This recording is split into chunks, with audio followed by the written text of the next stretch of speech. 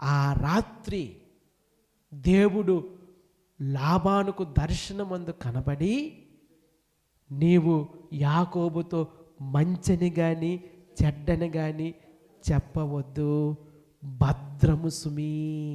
దేవుని నామానికి మహిమ కలుగును గాక. హల్లెలూయా.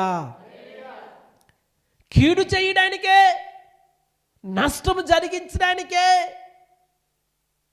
లాబాను తరుముకుంటూ వస్తూ ఉన్నాడు. కానీ దేవుడు కలుగు చేసుకొని తన హస్తాన్ని అడ్డు చేసి ఆ రాత్రి అన్యుడైన లాబానుతో దేవుడు మాట్లాడుతూ ఉన్నాడు. ప్రియులారా, దేవుని కాపుదల, దేవుని భద్రత.